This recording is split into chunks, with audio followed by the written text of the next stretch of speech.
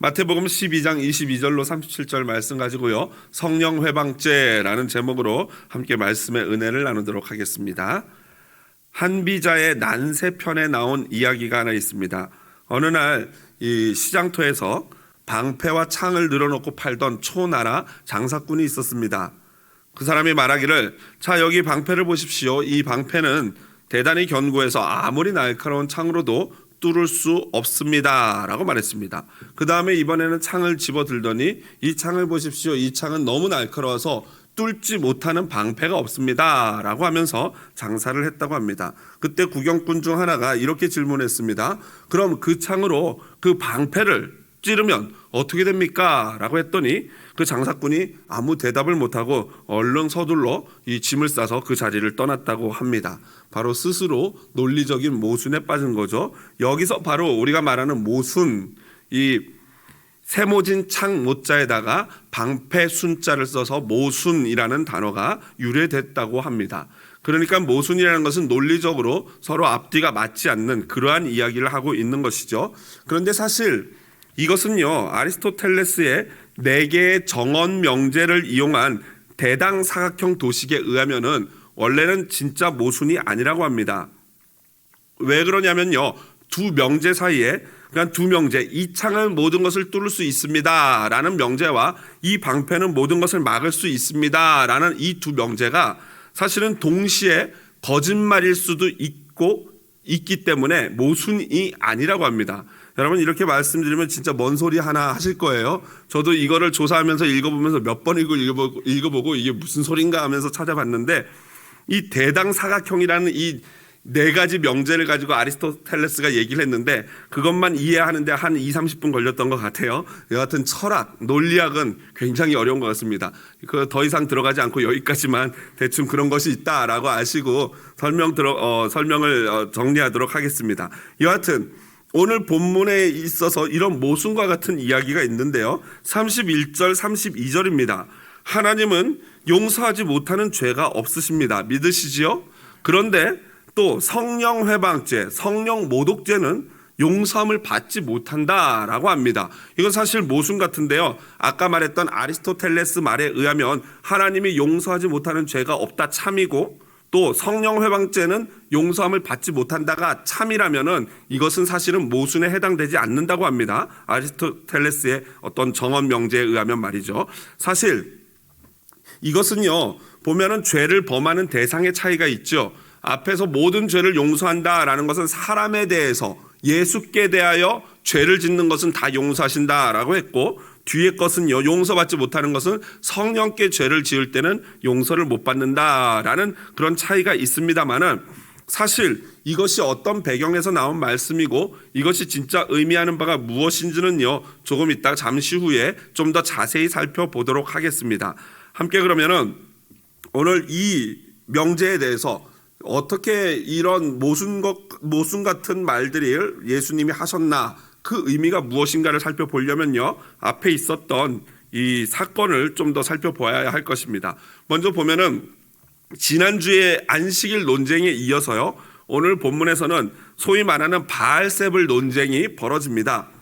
사건의 전모는 이렇습니다. 그때에 이 마태, 사도이신 마태가 자주 사용하는 말씀이죠. 그때에, 이 그때라는 것은요, 토테라는 헬라어인데 어떤 정확한 시간을 말하기보다는 주의를 환기시키고 이 사건으로 우리의 관심을 집중시키는 그러한 단어입니다. 어떤 사건이 일어난 그때가 언제인지 막 몇 월 며칠 몇 시 이게 중요한 게 아니라 어느 날과 같은 그러한 의미로 사도 마태가 사용하고 있는 것입니다. 어느 날 귀신 들리고 눈 멀고 말 못하는 사람이 있었어요. 그러니까 이 귀신 들려서 눈 멀고 말을 못하니 얼마나 이 사람의 삶이 불편하고 많은 자들에게 근심거리였겠습니까? 그런데 사도 마태는 말하기를요, 이 병이 귀신 들려서 들린 질병이다라고 정확히 표현하고 있어요. 여러분, 모든 질병이 귀신에 의한 건 절대 아니죠. 당연히 모든 질병은 다양한 원인들이 있습니다. 그러나 적어도 오늘 본문에 있는 이 질병은 영적으로 사탄이 그를 붙잡고 있기 때문에 나타난 현상이고 질병이다라고 이야기합니다. 실제로 사탄 때문에, 귀신 때문에 병이 걸리기도 분명히 합니다. 성경에도 보면은 자주 볼 수 있죠. 오늘 본문도 그 중에 하나인데요. 예수님이 그냥 그를 고쳐주심에 그 말 못하는 사람이 말하며 보게 되었다라고 딱 한 절로 이 놀라운 기적의 사건을 표현하고 있어요. 요즘 세상에 이런 일이 벌어지면은 막 SNS와 뉴스에 대서특필되겠지만 이 마태는 단 한 구절로 요약을 합니다. 왜냐하면은 오늘 본문에서는 예수님의 놀라운 이적이 핵심이 아니에요. 오늘 본문의 핵심은 무엇입니까? 그 예수님이 행하신 이적에 대한 반응이 오늘 본문의 사실은 핵심입니다. 첫 번째 반응이 무엇입니까? 23절에 보니까 무리가 다 놀라 이르되 이는 다윗의 자손이 아니냐라고 표현하고 있어요. 이거 여러분들 한글로만 보면은 꽤 긍정적으로 보입니다만은 헬라어 원문을 보면요, 그렇지가 않습니다. 부정 의문문인 메티라는 단어를 썼어요. 아니냐, 다윗의 자손이 아니냐라는 의문문, 이것이 부정 의문문이에요. 그러니까 답변을 아니다라는 답변을 기대하면서 던지는 질문이라는 거예요. 그러니까 좀 더 쉽게 표현하자면 이 사람 혹시 메시아 아니야? 이렇게 묻는 질문인 것이죠. 그러니까 한마디로 이 무리들이 놀라운 이적을 보면서 놀라긴 했는데 반신반의하는 거예요. 진짜 그분을 메시아로 믿는 것이 아니라 그 치유하는 모습을 보니까 혹시 메시아가 아닌가 하는 믿음이 아니라 의심이 생긴 거예요. 무슨 말인지 이해가 되시죠? 믿는 게 아니라 이 사람 혹시 메시아 아니야? 하고 의심하는 거죠. 의심하는 거. 그러니까 이것은 진정한 믿음은 아닌 것이죠. 두 번째 반응은요, 바로 바리새인들의 반응입니다. 이 바리새인들의 반응은요 굉장히 심해요. 그런데 보니까 24절을 보니까 바리새인들이 듣고라고 돼 있어요. 무엇을 들었어요? 무리들이 혹시 메시아 아니야? 라고 의심하면서 그저 하는 소리인데 그것이 그들의 시기, 질투, 이런 모든 악한 감정들을 불러일으켰던 것이죠. 그러니까 혹시 하고 묻는 질문에 이들이 격하게 아주 쌍심지를 켜고 이렇게 말합니다. 귀신의 왕 바알세불을 힘입어 귀신을 쫓아낸 것이다 라고 확정적으로 그들이 말을 하고 있습니다. 여러분, 그런데 여기서 바알세불은 무엇입니까? 쉽게 말하면요, 이 의미는 땅의 주인인 바알이라는 의미인데요, 이 바알은 여러분 알다시피 바알세불, 바알은요 바로 이 가나안 지역의 가장 높은 신이고 바로 나중에는 유대인들에게 있어서는 바알 하면은 바로 사탄과 연결되었습니다. 바로 바알세불 이퀄 사탄인 것입니다. 그러니까 이거 상당히 심각한 예수님에 대한 어떤 신성 모독이 아니겠습니까? 사실은 이에 대해서 예수님이 오늘 본문에 논리적으로 세 가지로 반박을 합니다. 첫 번째는 무엇입니까? 첫 번째, 예수님이 25절에 보니까 그들의 생각을 아시고 이르시되, 첫 번째로 스스로 분쟁하는 나라마다 황폐해질 것이요 스스로 분쟁하는 동네나 집마다 서지 못하리라 라고 첫 번째 논리를 들어 설명을 합니다. 이 바리새인들의 생각을 말하지 않아도 예수님께서는 이미 아셨어요. 그리고 세 가지 논리를 설명을 하시는데, 첫 번째가 바로 먼저는 내전이 있으면 내전이 있는 나라가 제대로 설 수 있겠느냐. 두 번째, 그 동네에서 이 패를 나눠서 패싸움을 한다면 그 동네가 온전할 수 있겠느냐. 그리고 가정에서 서로 부모와 자녀가 날마다 싸운다면 그 집안이 온전해지겠느냐라는 말씀으로 질문합니다. 그러면서 마찬가지로 사탄이 사탄을 쫓아내면 결국 스스로 분쟁하는 것 아니냐, 그래가지고는 사탄의 나라가 흥왕할 수 있겠느냐라는 질문입니다. 그러니 이거 굉장히 논리적으로 맞는 말씀이죠. 같은 편이라면은 당연히 힘을 합쳐서 해도 부족할 판에 어째서 사탄의 왕이 그 졸개들을 쫓아내겠느냐, 그런 말씀입니다. 굉장히 논리적으로 타당한 말씀이죠. 그런데 현상적으로 볼 때 약간 의문스러운 것이 여러분 있지 않습니까? 예를 들면요, 타 종교에서 이 축기 사역을 하는, 귀신을 내쫓아내는 그런 의식이라든가, 이 캐톨릭 같은 경우에는 이 퇴마사라고 해가지고 유명한 이 귀신을 내쫓아내는 뭐 7인의 신부가 있어요. 뭐 그런 거는 이 유명한 이 굉장히 존경받는 잡지에도 소개될 정도로 캐톨릭은 그러한 역사들이 굉장히 깊습니다. 사실은 학문적으로도 연구를 많이 하고 그게 우리 기독교가 따라가지 못할 정도로 그런 부분에 좀 깊이가 있고요. 그 다음에 또 무당같이 구술하고 무당같이 이렇게 신기가 있는 그런 사람들에 대해서는 여러분 우리가 어떻게 받아들여야 될까요? 그게 막 보면은 이 무당이 뭐 귀신을 잡기를 내쫓기도 하고, 제가 몇 번 설명드렸지만 옛날에 제가 이런 다큐멘터리를 보니까 이 스님들도 가가지고 막 귀신 들린 사람을 내쫓는데요. 재밌는 게 막 목탁을 떡딱딱딱 두들기더니 막 갑자기 팥을 막 집어 던지니까 귀신 들린 사람이 기겁을 하더라고요. 팥을 맞으면서 막 아파 죽겠다고. 그래서 내가 그걸 보면서 야, 저 신기하네. 막 굉장히 우리 기독교랑 다른 거 하나도 없어요. 거기는 나무아비 타버리고 우리는 예수님 이름으로 이것만 차이가 있지. 거기는 또 막 뭐 이렇게 도구도 사용하고 그러더라고요. 그래서 저희 그걸 보면서 굉장히 신기했어요. 이거 어떻게 이걸 내가 이해를 해야 되나, 이 현상을. 그러면서 제가 나름대로 좀 고민을 하고 성경을 보면서 내린 결론은, 그게 여러분 뭐라고 생각하십니까? 그렇죠. 쇼죠, 쇼. 한마디로 무당은 귀신들을 달래는 거죠. 그 뭐 돼지 머리 놓고 막 콧구멍에다 돈 구워자 놓고 막 뭐 시루떡 올려놓고 귀신 달래는 거예요. 제발 우리 이 고객님들, 우리 커스터머를 건들지 말아다오 하면서 귀신하고 대화를 하면서 딜을 하지 않습니까? 그러면서 귀신한테 절을 하게 하고 귀신을 섬기게 하면은 귀신들은 그게 목적이거든요. 자기들이 섬김을 받고 자기가 예배받는 게 목적이기 때문에 얼마든지 거짓으로 서로 속된 말로 왜 짜고 치는 그런 거 있지 않습니까? 같은 팀끼리 막 서로 이렇게 거짓으로 짜가지고 하는 거예요. 왜요? 사탄은 거짓의 아비이기 때문에 얼마든지 그럴 수 있는 거죠. 그러니까 어떻게 보면은 무당이라든가 스님 같은 그런 분들은 그 영적인 세계에서 좀 더 강력한 어떤 이 급이지 않을까라고 저는 생각을 합니다. 실제로 영적 세계에는 그런 어떤 등급이, 그레이드가 분명히 있으니까요. 천사도 등급이 있지 않습니까? 그거와 마찬가지로 영적인 세계에도 분명히 그런 게 있습니다. 그러니까 이것은 그렇게 사탄들이 하는 거는 분쟁이라기보다는 쇼를 하는 거고, 그러므로 말미암아 목적이 뭐예요? 본인들이 섬김을 받는 거예요. 사람들이 본인들을, 이 귀신들을 두려워하고 귀신을 섬기게끔 하는 것, 이것이 바로 사탄의 방법이다. 그런데 예수님은 진짜로 싸우고 진짜로 그러면은 그 사탄의 나라든 어떤 나라든 바로 서겠느냐라는 설명을 하고 계십니다. 두 번째 예수님이 반박하시는 것은요, 27절이에요. 또 내가 바알세불을 힘입어 귀신을 쫓아내면 너희의 아들들은 누구를 힘입어 쫓아내느냐? 그러므로 그들이 너희의 재판관이 되리라. 이것은 무슨 말이냐면요, 너희의 아들들이라는 것은 실제 바리새인들의 아들들이라기보다는요, 아마도 바리새인의 제자들로 보여집니다. 그리고 그 당시에 유대인들 사이에서도 이렇게 귀신을 쫓아내는 사역을 하는 축사자들이 있었다는 거예요.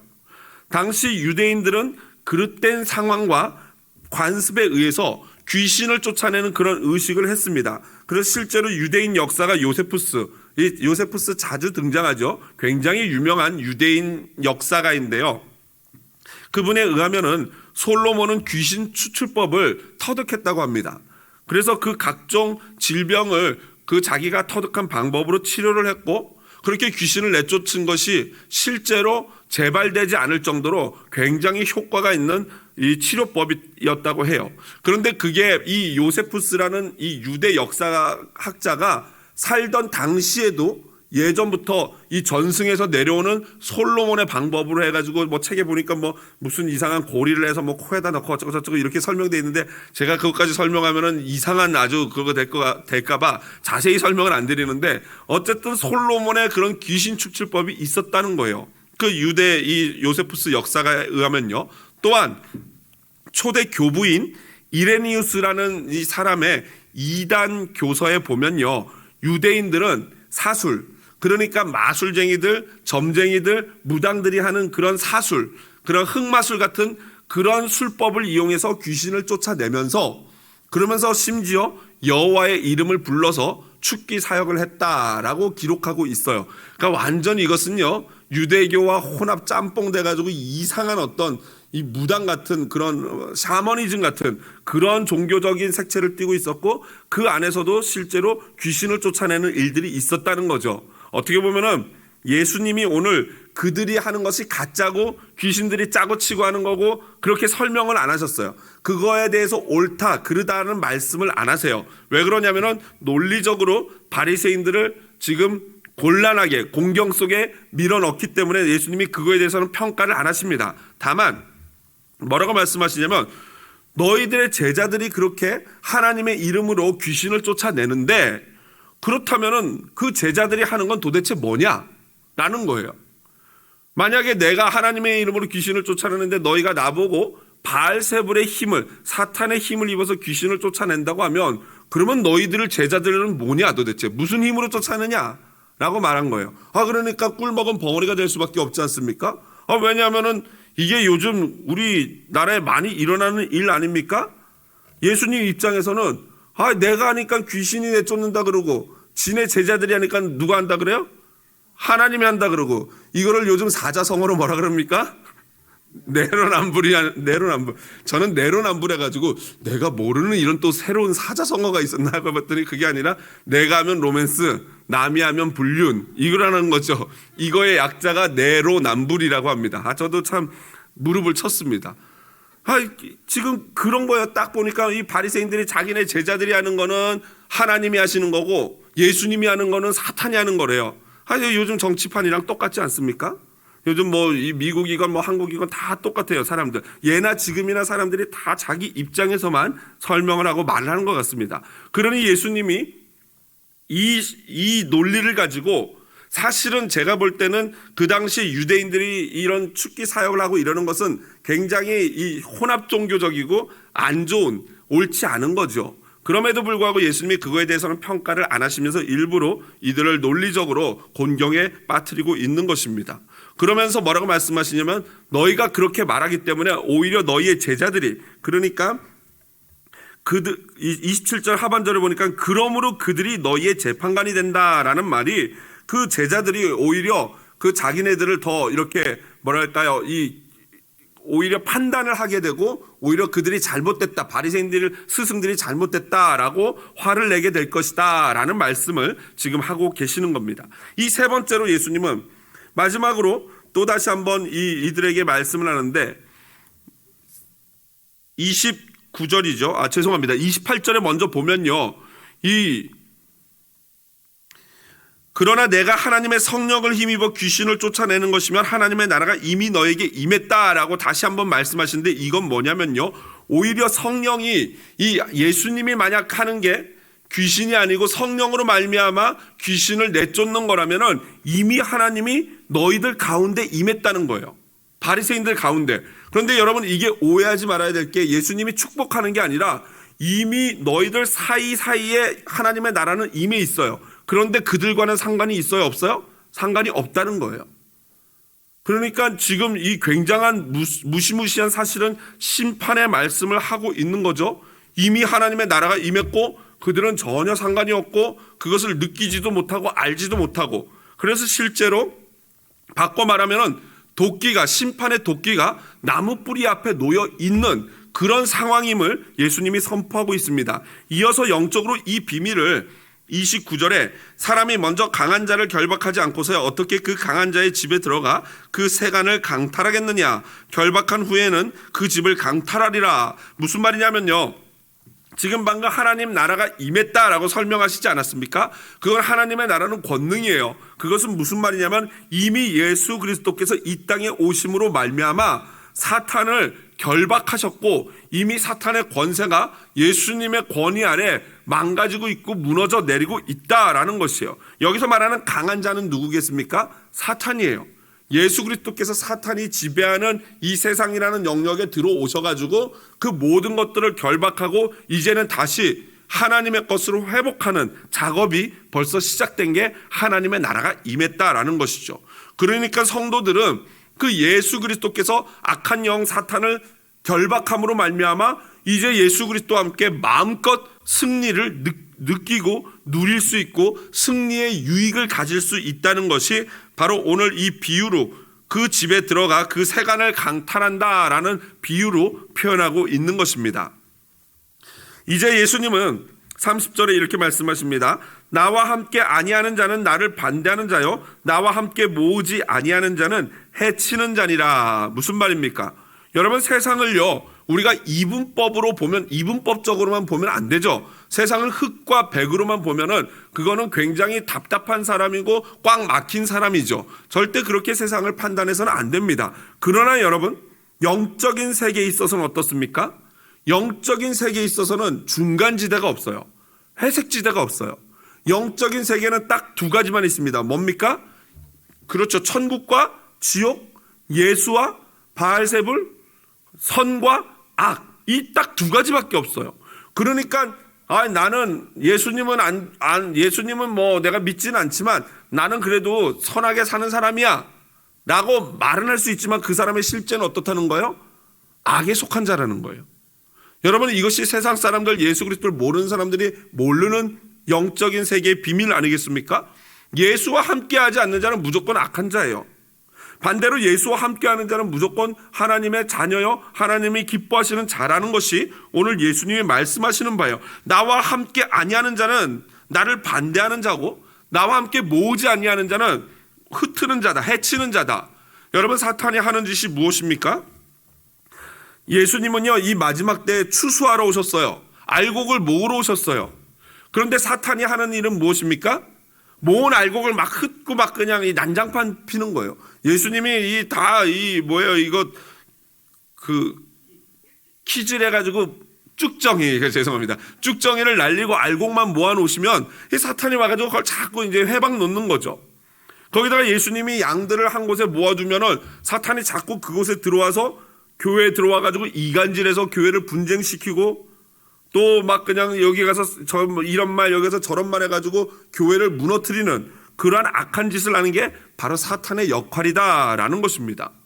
요즘 코로나 같은 경우에도 어찌 보면은 교회를 흩는 사탄의 역사일 수도 있죠. 한 방면으로는 사탄의 역사이기도 하고 또 한 방면으로는 하나님이 우리에게 무엇인가를 깨닫게 하시는 또한 도구로 사용하시는 거죠. 그러나 분명히 이 교회와 신앙에 굉장히 악 영향을 미치는 것만은 부정할 수 없습니다.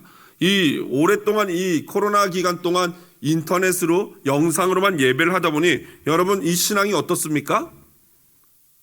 굉장히 나태해지고 굉장히 이게 느슨해지는 그러한 느낌을 받지 않습니까? 그렇기 때문에 여러분 모이기에 힘을 써야 하는 거죠. 물론 지금은 그럴 수 없는 상황이지만 빨리 이러한 이 팬데믹 기간이 끝나고 우리가 이 자리에 모여서 실제로 성도의 사랑을 나누고 기쁨을 나누고 함께 하나님을 예배할 날을 속히 오게 해달라고 기도해야 할 줄로 믿습니다. 가끔 주일날 이렇게 끝나고 몇몇 되지 않은 성도들끼리 이 주차장에서 만나서 얘기를 나누면 얼마나 좋은지 몰라요. 그래서 지난주에는 어떤 남자 집사님들이랑 얘기하면서 이 날씨가 추워지는데 밖에 상이라도 펴서 앉아서 얘기라도 나눴으면 좋겠다고 하면서 난로 펴놓고, 왜냐면 실내에서 하면 위험하고 안 된다 그러니까 밖에 이 난로라도 피고 했으면 좋겠다고 정말 그러고 싶을 정도라고, 비만 안 오면 어떻게든 해보겠는데 이러면서 아쉬워했던 기억이 납니다. 여러분, 속히 다시 모여서 진심으로 기뻐하며 하나님을 찬양하고 예배할 수 있기를 주님의 이름으로 소원을 부탁을 드립니다. 두 번째로 이제 31절부터 37절을 보면요, 성령 회방제에 대해서 예수님이 말씀을 하십니다. 예수님은요 지난번에도 말씀드렸지만 처음에는 논쟁으로 시작을 해요. 그러나 논쟁을 하다가 논리로 완전히 이 바리새인과 사두개인과 서기관들을 논쟁으로 완전히 박살을 내고 그 다음에는 오히려 더 강력한 교훈으로 들어갑니다. 지금 31절부터 37절은 예수님의 강력한 교훈이죠. 30절까지는 논쟁으로 그들이 바알세불을 힘입어 내쫓는다는 것을 비판하신 후에 이제부터는 아예 교훈으로 들어갑니다. 요한일서 1장 9절에 보면은 만일 우리가 우리 죄를 자백하면 저는 미쁘시고 의로우사 우리 죄를 사하시며 모든 불의에서 우리를 깨끗게 하실 것이요 라는 은혜의 말씀이 있지 않습니까? 그러니까 주님이 우리가 우리 입으로 나의 죄를 주님께 자백만 한다면은 저는 미쁘시고 신실하시고 의로우셔서 우리 죄를 사하신다, 모든 불의에서 우리를 깨끗게 하신다고 약속을 하셨어요. 자, 그런데 이것이 은혜죠. 그런데 단 한 가지 죄악은 용서받지 못한대요. 그것이 무엇입니까? 오늘 보니까 성령을 모독하는 것, 31절 하반절에 보니까 성령을 모독하는 것은 사심을 얻지 못하겠고, 우리 예전 개역 성경에는 성령 회방죄, 성령을 회방하는 것은 사심을 받지 못한다라는 겁니다. 여러분, 여기서 우리는 질문을 하나 해야죠. 성령 모독죄가 과연 무엇인가? 그리고 성령 모독죄가 무엇이길래 사함받지를 못하는가라는 거예요. 자, 먼저 예수님은 누구든지 말로, 32절을 보니까 인자를 거역하면 사하심을 얻되 누구든지 말로 성령을 거역하면 이 세상과 오는 세상에서 사하심을 얻지 못한다라고 말씀하셔요. 여러분, 그런데 여기 재밌지 않습니까? 원래 우리의 삼위일체 교리에 의하면은 예수님과 성령님은 어떤 분이세요? 같은 하나님이시잖아요. 그런데 예수님한테 말로 거역하는 건 용서를 받는데 왜 성령님한테 거역하는 건 용서를 받지 못하느냐? 이것이 약간 신기하지 않습니까? 먼저 역할면에서 한번 살펴봅시다. 예수님은 이 땅에 무엇하러 오셨습니까? 좀 이렇게 극단적으로 과장시켜서 말하면 예수님은 사람들한테 거역당하러 오셨어요. 무슨 말인지 이해되시죠? 예수님은 이 땅에 오신 이유가 사람들에게 모독당하고 거역당함으로 말미암아 결국에는 십자가에서 죽기까지 사람들에게 버림당하려고 오셨단 말이에요. 그러니까 예수님이 어찌 보면은 사람들에게 욕먹고 사람들에게 테러당하고 사람들이 그 예수를 거역하는 것은 어찌 보면 정해진 길이에요. 어찌 보면 글로 가야 돼요. 어디까지 가야 돼요? 십자가까지 가야 되고 무덤까지 가야만 했어요. 그러니까 예수님을 거역하는 것은 어떻게 보면은 그 당시에는 당연한 일이었습니다. 역사적, 이 구속사적인 관점에서요. 그러므로 예수를 거역하는 것은 어찌 보면 당연지사예요. 하지만 그 후에, 즉 예수 그리스도가 인간의 거역하심으로 십자가에 못 박혀 죽으시고 부활한 후에는요, 그 예수님의 십자가의 죽으심과 부활하심을 우리 각 개인이 믿게끔 하는 게 누구의 역할입니까? 성령의 역할이에요. 그렇습니다. 그 객관적인 신앙, 객관적인 구속사적인 믿음의 사건을 각 개인에게 적용시키는 역할을 바로 성령 하나님이 하십니다. 그러니까 여러분, 개인이 예수를 믿게 되는 것은 그 성령님이 우리에게 오셔서 내가 그 성령님을 받아들이고 믿고 그 성령님이 내 안에 내주하심으로 말미암아 우리가 입술로 예수를 구주라 고백하는 거예요. 고린도전서 12장 3절 한번 여러분 읽어보실까요? 화면 보면서 같이 큰 목소리를 읽어보겠습니다. 성령으로. 그렇습니다. 성령으로 아니하고는 누구든지 예수를 주라 할 수 없다. 그러니까 예수님, 내 주님 사랑합니다, 예수님밖에 없습니다 라고 입으로 고백할 수 있는 것은 내 안에 누가 계시다는 거예요? 할렐루야, 성령 하나님이 계신 줄로 믿습니다. 그러니까 여러분, 만약에 내 안에 성령이 있는지 없는지 모른다면은 한번 기도하면서 진심으로 고백해 보세요. 그냥 말로 말고요, 진심 어리게 예수님은 나의 구주십니다, 예수님 사랑합니다, 내 죄를 용서해 주세요, 예수님이 나를 위해서 십자가에 죽으셨습니다, 이렇게 고백할 수 있으면 그분은 이미 믿음이 있는 자고 예수 그리스도가 함께하는 자고 성령이 함께하시는 확실한 증거인 줄로 믿습니다. 그런데 여러분, 성령이 인격체세요. 무슨 말이냐면요, 성령님은 영이시고 눈에 보이지 않는 분이지만 우리 인간들처럼 인격적인 존재예요. 그래서 우리가 강력하게 성령님 오시옵소서, 환영합니다, 주님을 사모합니다, 내가 오늘 간절히 원하오니 오늘 나에게 임하여 주시옵소서, 충만하게 거하여 주시옵소서 할 때 내 안에 충만하게 거하시고 찾아오는 거예요. 여러분, 아마 처음에 성령 체험을 할 때, 그러니까 예수 그리스도를 믿을 때 성령 체험을 하시는 분들도 계시고 천천히 모태신앙처럼 천천히 그 시간이 오래 걸려서 이미 예수를 믿고 있다가 어느 순간에 성령 체험을 하면서 성령님을 느끼는 그런 시간을 갖는 분들도 있을 거예요.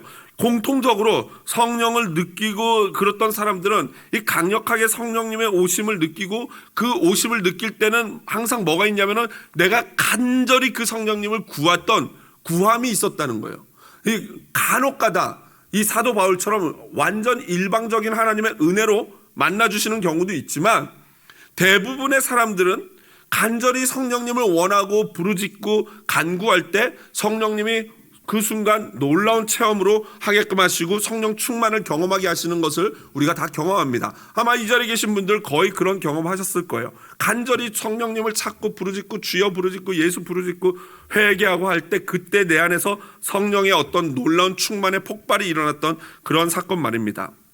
그런데 그런 인격적인 성령님 모시고 내가 사랑합니다 오시옵소서 해야지 그런 내 안에서 충만해지는 그분이 우리의 말로 성령님을 비아냥거리거나 성령님이 하신 일을 사탄이 한 일이라고 모욕을 한다면은 결코 그는 성령을 그 회방한 성령을 받을 수도 없고 성령님이 그런 사람에겐 당연히 안 오시겠죠. 그리고 그 성령이 없기 때문에 그 사람은 예수를 당연히 구주라고 고백도 못합니다. 그러므로 고로 그 사람은 영원토록 죄 사함을 받을래야 받을 수가 없지요. 결국 그러니까 성령 회방죄, 성령 모독죄는요, 성령을 받아들이지도 않고 성령을 믿지도 않음으로 말미암아 예수를 믿지 못하는 것. 그러니 이 세상에서도 죄사함이 없고 저 세상에서도 죄사함은 없다라고 예수님이 말씀하십니다. 어떤 학자들은 단순히 제가 지금 정리해드리는 것처럼 성령 회방죄가 예수 그리스도를 믿지 않는 죄, 제가 근본적으로는 성령 회방죄라는 것은 예수 그리스도를 믿지 않고 성령을 인정하지 않는 죄라고 말씀드릴 수 있지만 그거보다는 좀 더 구체적으로 설명드릴 수 있어요. 예를 들면 고의적으로 하나님과 역행하는 자, 그리고 악을 구하는 자 고의적으로, 그리고 또 좋은 열매를 맺는 예수를 나쁜 나무로 비방하는 자, 오늘 본문에 나온 33절의 예수님의 설명처럼 그런 자들은 구체적으로 성령을 회방하는 죄를 짓는 것이죠. 이에 대해서 좀 더 이해하기 쉽게 설명한 분이 바로 F.F. 브루스라는 유명한 신학학자, 바울 신학자인데요. 아주 굉장히 딱 알맞게 자세하게 이해하기 쉽게 설명을 하셨더라고요. 한번 볼게요. 이렇습니다. 그런데 그 용서받거나 용서받지 못하는 죄의 차이를 만드는 것은 사람이 아니라 회방의 근원이다. 그러니까 어떤 사람의 문제가 아니라 그 회방을 하게 되는 그 근원, 그 동기란 말이죠. 예를 들면 사도 바울 같은 경우에는 만약에 그 근원이 인자에 대한 무지, 즉 예수님에 대해서 제대로 몰랐어요. 그릇된 개념, 구약적인 개념만 갖고 있어요. 잘못 배운 편견, 구약적인 편견을 배웠어요. 그런 회방이면 다른 죄와 함께 용서를 받는다. 대표적인 게 사도 바울이에요. 사도 바울은 그 중심에 진짜 하나님을 대한 사랑이 있었지만 예수가 누군지도 제대로 몰랐고 잘못된 개념을 갖고 있었어요. 나중에 깨닫고 나니까 용서가 된 거죠. 그러나 만일 그 근원이 악의나 선에 대한 깊이 뿌리박은 혐오, 그리고 이해관계로 선한 이가, 즉 하나님이죠, 그렇게 세우려고 애쓰는 정의에 대하여 악을 선호하는 일은 사람에 대한 죄가 아니라 근원에 대한 죄요, 곧 자기에게 감화를 주시는 성령께 대한 죄다. 당연히 이런 자는 구원받을 수 없겠죠. 자기가 죄를 범하는 대상이 하나님이고 성령이라면은 성령님이 오셔야 내가 구원을 받는데 어떻게 구원을 받겠습니까? 당연히 구원받을 수 없죠. 이게 바로 성령 방해죄, 성령 모독죄다라고 볼 수 있습니다. 자, 그렇다면은 이제 이어서 예수님은 아주 중요한 교훈을 다시 한번 우리에게 말씀해 주시는데요. 그 영원히 사함받지 못하는 성령 회방죄, 모독죄가 어떻게 죄를 짓는 거예요? 무엇으로 죄를 지어요? 입으로 죄를 지어요. 여러분 놀랍지 않습니까? 성령 회방죄라는 게요, 특별히 노력할 필요 없어요. 몇 시간 동안 운동하듯이 간절히 이렇게 죄를 지어야지만 저지는 죄가 아니에요. 그냥 까딱 잘못해서 말 한마디 잘못하면 어떻게 돼요? 성령 회방죄가 되는 거예요. 32절 볼까요? 말로 성령을 거역하면. 34절 볼까요? 입으로 말함. 36절 무슨 무익한 말을 하든지. 37절 내 말로 의롭다함을 받고 내 말로 정죄함을 받으리라. 여러분 심각한 이야기죠. 한 무신론자 교수가 있었는데요. 그 교수가 바로 지금 여기 나온 것처럼 이 말로써 얼마나 교만을 떨고 하나님께 죄를 지었는지 이렇게 얘기했다고 해요. 자기가 신이 없음을 증명해 보겠다고. 지금 그러면서 하늘을 향해서 하나님에게 모욕적인 언사를 하면서 내가 30초를 줄 테니까, 내가 당신을 욕하고 30초를 줄 테니까 나를 한번 벌해보라고 이렇게 도발을 하는 거예요. 그리고 막 욕을 하고 자 이제 시간 드립니다. 30초 딱 지나고 나니까 봐요. 신은 없죠? 하나님은 없어요 하면서 학생들에게 가르치는 거예요. 여러분, 이런 인간이, 죄송합니다, 이런 분들이 과연 하나님의 은혜를 받고 구원받을 수 있을까? 물론 하나님이 하시면 다 되겠죠.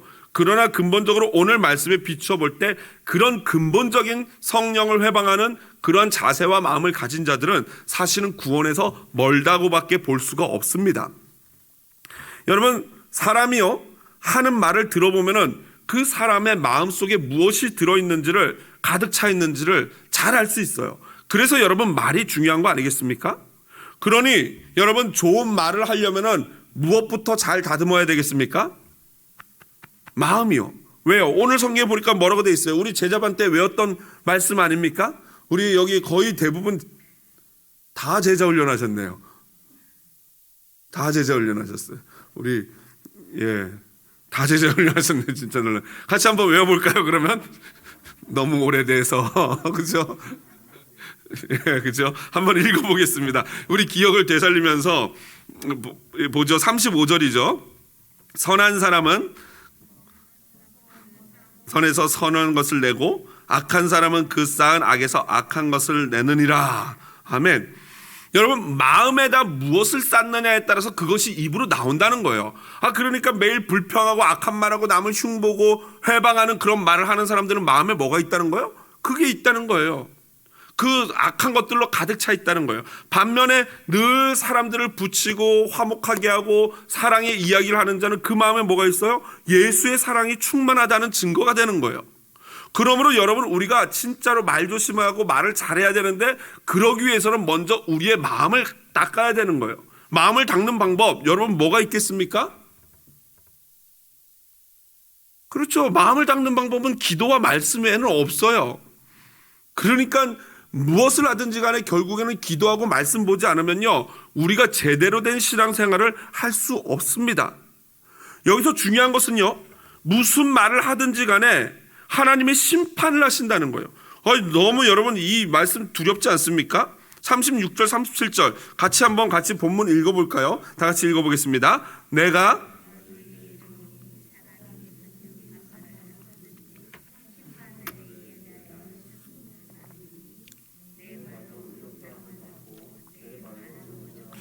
그렇습니다. 여러분, 이게 진짜 무서운 말이죠. 제가 이 한국에서 사역을 할 때 이 고등부 애들, 이 친구들을 데리고 수련회를 가서 이 본문을 가지고 이 말씀을 전했더니 애들이 샥을 받았어요. 이게 그냥 믿음으로 구원받고 그러는 줄 알았는데 이 말로 하나님 심판을 한다니까. 그때 당시 우리 한국 학생들이 문제는 뭐였냐면요, 이 입에서 욕이 없으면요, 이 얘기가 이렇게 이어지지 않는 그런 시대였어요. 얼마나 그게 심각하게 이 사회적인 문제로 대두됐는지 애들이 막 입에 욕을 달고 사는 그런 시대에 이 말씀을 딱 들으니까 애들이 너무 놀라는 거예요. 하나님이 너희들 입에서 나오는 그 모든 말을 다 들으시고 그것으로 너희를 의롭다함도 받고 정죄함도 받는다 라고 했더니 완전 샥이었죠. 여러분, 이거 진짜 아무리 그 봤던 말씀이라고 하고 알고 있는 말씀이라고 하더라도 이것은 늘 우리에게 충격 아니겠습니까? 여러분, 그러므로 오늘 한번 기도할 때 오늘 하루 종일 내가 어떤 이야기를 했는지 한번 곰곰이 돌아보세요. 과연 내 입에서 어떤 말이 나왔는지를 한번 생각해 보시고 하나님 앞에 다시 한번 우리를 점검하고, 적어도 금요기도에 나오시는 분들이라면은 저는 성령 회방죄와는 상관이 없는 사람들이라고 생각을 합니다. 조금 이따 말씀드리겠지만 성령 회방죄, 혹시 내가 성령 회방죄 아닌가라고 두려워할 수도 있지만 그렇지 않은 걸 말씀을 드릴게요. 말씀을 정리합니다. 먼저 우리 중에서 성령의 역사하심을 인간의 것이나 우연으로 치부하는 분은 안 계실 거예요. 금요일날 기도에 나와서 기도할 정도라면요, 성령의 역사하심을 분명히 아실 것입니다. 성령의 역사를 성령의 역사하심으로 볼 수 있는 것, 여러분, 그것이 무엇입니까? 그게 바로 믿음이에요. 그렇죠? 세상 사람들은요, 아무리 성령이 역사하셔도요, 뭐라 그래요? 신기하네? 그냥 기적이 일어났네? 긍정적이면 이 정도고, 에이, 우연이겠지. 이게 세상 사람들, 예수 그리스도가 없는 자들의 반응이에요. 그러나 성령이 충만한 자들은 분명히 성령이 하시는 일을 알고, 성령님이 하셨다 라고 깨닫고 고백할 수 있습니다. 또 한 가지 중요한 것은요, 우리의 말에 대한 것이에요. 말로 성령을 거역하면 그 죄는 영원히 사함받을 수 없대요. 이렇게 말씀드리니까 어떤 분들은, 진짜 순수한 영혼들은 이렇게 말씀하셔요. 목사님, 혹시 제가 성령 방해죄를 지은 건 아닌지 모르겠어요. 그때 뭐 이런 말을 했는데 어떻게 하죠? 나 죄 용서 못 받는 거 아니에요? 이렇게 말씀하시는 분이 계셔요. 이에 대해서 제가 안심을 시켜드리면요, 렌스키라는 학자가 이렇게 말씀하셨어요. 누구든지 자기가 그런 용서받지 못할 죄를 지었다고 하며 두려워한다면 그 사실이 곧 그가 그런 죄를 짓지 않았다는 증거다. 무슨 말인지 아시겠어요?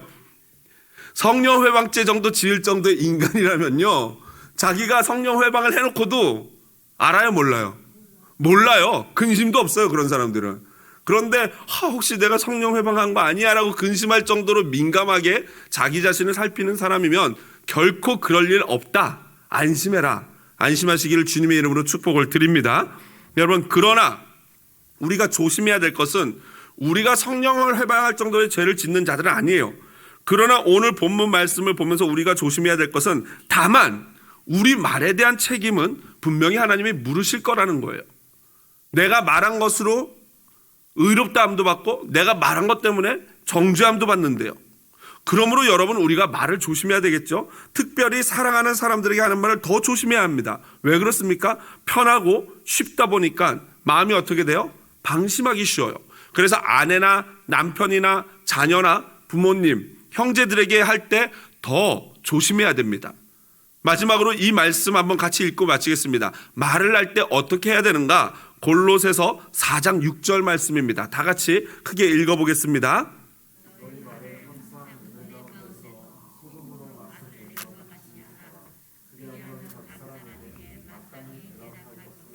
아멘. 여러분, 소금으로 맛을 내는 게 어떤 거예요? 어떻게 하라는 거예요? 소금 많이 넣으면 어때요? 그렇죠. 소금 덜 넣으면요, 싱겁죠. 그러니까 소금처럼 하라는 건 뭐예요? 그렇죠. 적당하게 딱 맞게. 그거 사람이 힘으로 가능하겠습니까? 안 돼요. 저도 몇 번이고 막 그냥 이불킥이라고 아십니까? 하루를 돌아보면서 그 장면을, 아까 그 장면 생각할 때 아우 하고 그냥 발이 자동으로 나가는 걸 이불킥이라고 하는데, 그럴 때가 한두 번이에요. 막 하면서 내가 왜 그때 그 말을 했을까? 그냥 주책이야, 이비방정이다 막 이러면서. 그래서 참, 목사님 입을 뭐 이렇게 집업을 할 수도 없고 말은 계속 해야 되겠고. 그러니 여러분, 오늘 우리가 기도해야 될 게 뭐예요? 더 성령의 능력을 구해야 할 줄로 믿습니다. 더 예수님의 인격을 내 안에 충만하게 달라고 기도해야 돼요. 그래서 저는 오늘 함께 이 찬양을 부르고 같이 기도하기를 원합니다.